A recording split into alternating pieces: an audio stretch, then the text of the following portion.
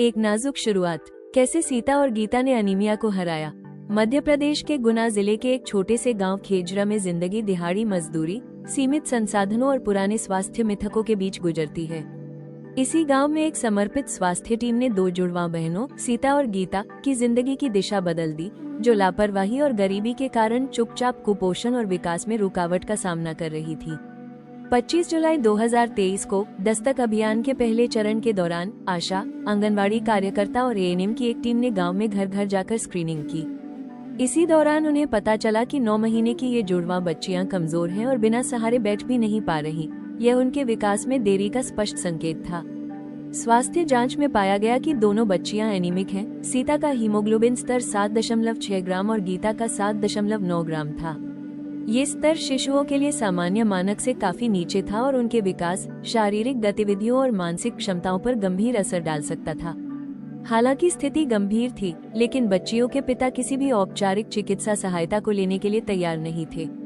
माता पिता की यह हिचकिचाहट आर्थिक चिंता और संस्थागत इलाज के प्रति अविश्वास से जुड़ी थी। फिर भी फील्ड टीम ने हार नहीं मानी।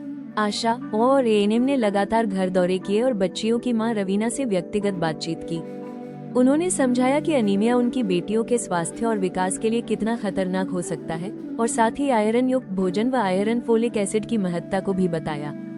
उन्होंने मुझे बहुत धैर्य से सब कुछ समझाया। मुझे पता ही नहीं था कि यह कितना गंभीर है। मैं तो बस चाहती थी कि मेरी बेटियां ठीक हो जाएं, रवीना ने भावुक होकर कहा। टीम ने दोनों बच्चियों के लिए आयरन फोलिक एसिड सिरप उपलब्ध कराया और रवीना को इसकी सही मात्रा और समय पर देने की विधि भी सिखाई। साथ ही उन्हें स्थानीय रूप से उपलब्ध आयरन युक्त खाद्य पदार्थ जैसे हरी पत्तेदार सब्जियों से बच्चों के भोजन को बेहतर बनाने की सलाह दी गई।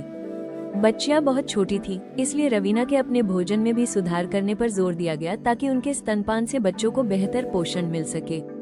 स्वच्छता और सफाई के बारे में भी मार्गदर्शन दिया गया। अगले कुछ महीनों तक आशा कार्यकर्ता नियमित रूप से घर जाकर आयरन फोलिक एसिड की खुराक सुनिश्चित करती रही, जबकि आंगनवाड़ी कार्यकर्ता ने आंगनवाड़ी केंद्र पर बच्चियों की वृद्धि पर नजर रखी। जनवरी 2024 में फॉलोअप जांच के दौरान आश्चर्यजनक सुधार देखने को मिला। सीता का हीमोग्लोबिन 7.6 से बढ़कर 11.2 ग्राम और गीता का 7.9 से 11.5 ग्राम हो गया। अब दोनों बच्चियां बिना सहारे बैठ सकती थी, सहारे से खड़ी हो जाती थी और उम्र के अनुसार विकास की कई महत्वपूर्ण उपलब्धियां हासिल कर चुकी थी। अब वे बहुत सक्रिय हैं, हमेशा खेलती रहती हैं। मैं नियमित रूप से आंगनवाड़ी जाती हूँ और सब सलाह मानती हूँ, रवीना ने गर्व से मुस्कुराते हुए कहा। जब हमने पहली बार बच्चियों को देखा था तो हम बहुत चिंतित थे, लेकिन हमने हार नहीं मानी, आशा कार्यकर्ता ने कहा।